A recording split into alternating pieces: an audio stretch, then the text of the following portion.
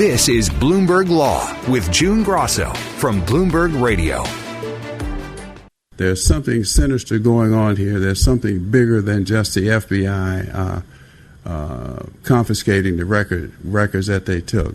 And Fulton County Chairman Rob Pitts says the county wants the 2020 election files that the FBI seized last week back. They're asking a federal court to order the FBI to return the 700 boxes of ballots, voter rolls, and other election records, calling the county the poster child for further federal action on elections elsewhere in the country.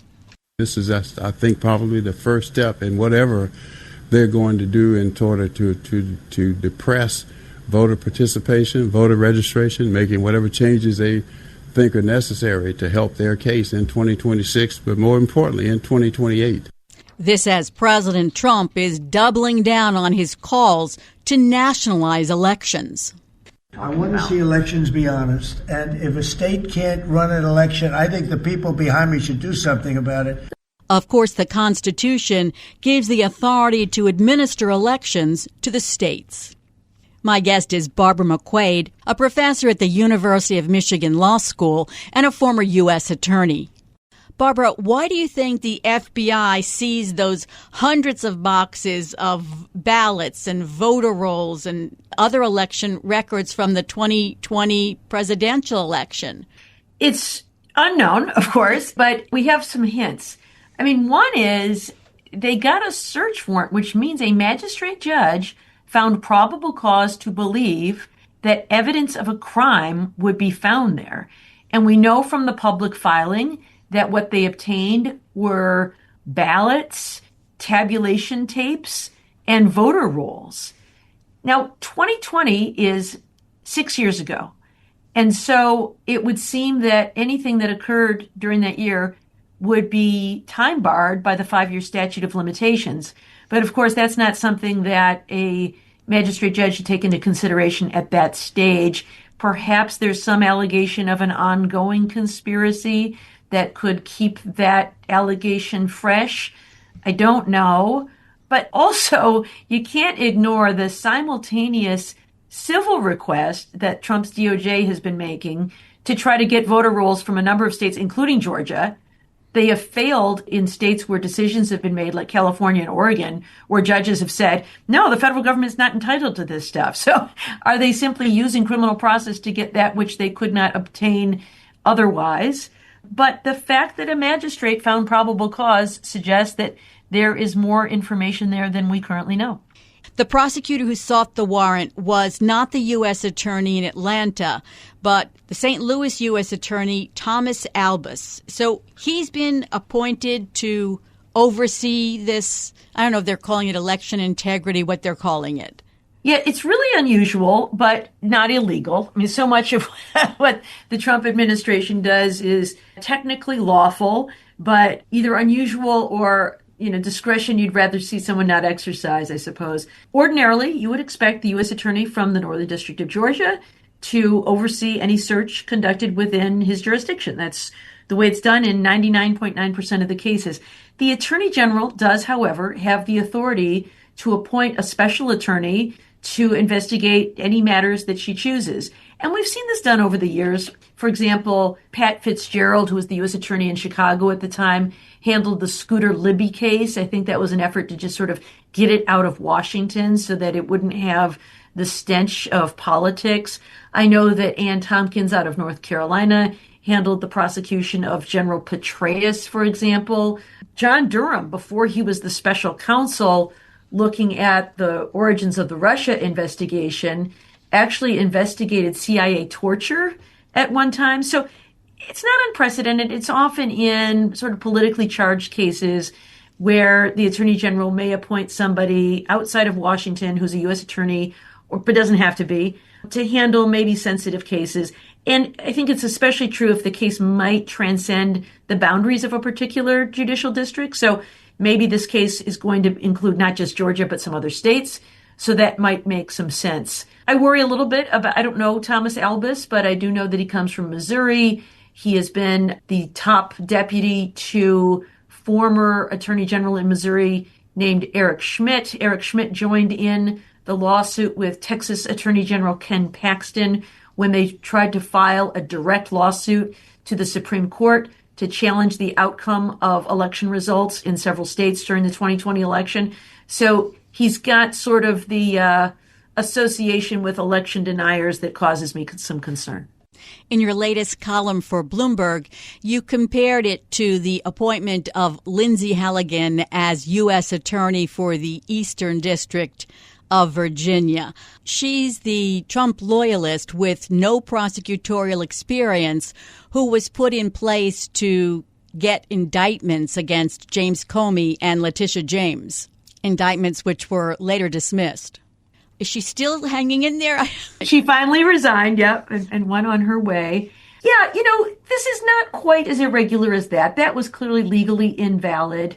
Courts found that and threw it out. This is legally valid, but it does have sort of the appearance, at least the whiff, of, you remember her predecessor was a guy named Eric Siebert, who said, I'm not going to indict Jim Comey and Letitia James, and he got fired for it. And in 2020, there was a different U.S. attorney Trump appointed in the Northern District of Georgia by the name of B.J. Pack. And he resigned in December of 2020 when Trump started asking Brad Raffensperger, the Secretary of State there, to find me 11,780 votes. So you wonder if it isn't the case that these U.S. attorneys who've got backgrounds as federal prosecutors, as the current U.S. attorney there in Northern Georgia does, I think his name is Hertzberger, he's a career USA, that Trump's not going to make the same mistake twice, right? He's going to make sure he's got somebody he can trust, that Pam Bondi has handpicked to handle this very sensitive operation, as opposed to the person you would ordinarily assign this case to. So that's all I meant by Lindsay Halligan, the already Trump-appointed U.S. attorney not willing to play ball. And so let's bring in the specialist from outside who will do Trump's bidding. Kind of has the whiff of that, though. Certainly the appointment itself appears to be legal. And actually, the special agent in charge of the Atlanta field office resigned from his post about a week before the agent served the warrant, and there was no public explanation. Yeah, that's another, red flag, I suppose. And I don't know whether he resigned or was fired. And I don't know why he left. I know Kash Patel has been firing agents who had anything to do with either the Trump investigations or the January 6th investigations, which itself is improper. There's no allegation they engaged in any misconduct. They just don't like the cases that they worked on. So we don't know why. But again, that would be another safeguard there. The special agent in charge of the FBI runs the FBI office in Atlanta. That office was tasked with conducting this search. And so the special agent in charge would be someone who would be in a position to push back and say, no, we're not going to do this. I don't think it's lawful. I don't think it's an appropriate use of our power, or at least let's talk about this. And the fact that he was either fired or resigned, again, is just one more red flag and another irregularity among many. Fulton County is suing to get the records back, but they say they won't be able to verify that they've received everything back because, one, typically they're given copies of the records, but this time they weren't given copies, and two, there was no chain of custody inventory taken at the time the records were seized. Oh, what a mess. I didn't know that. So, the chaos of the Trump administration never ceases to amaze me. I mean, of course, ordinarily, when the FBI conducts a search, there is a whole protocol for how that's done. They get training at Quantico for how to do this. There's an agent who leads the search, and then there are other agents assigned to the search. They assign various agents, at least two, to every room that gets searched. When there are computers involved, they track what it is they're taking or whether they're just copying it.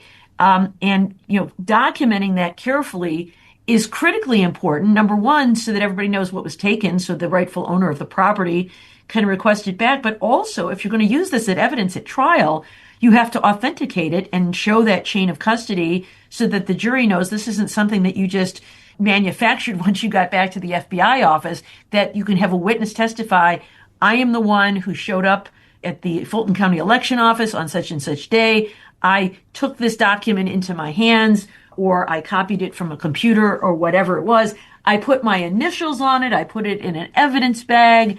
I labeled the drive, whatever it is, so that that chain of custody can be retrieved at trial. It makes me wonder whether they're obtaining this evidence not so much for any future criminal case, but for some other purpose. I don't know what that purpose would be. It seems to be in line with the Justice Department suing 24 states to try to get not only names and addresses, but voter birth dates and driver's license information and partial Social Security numbers.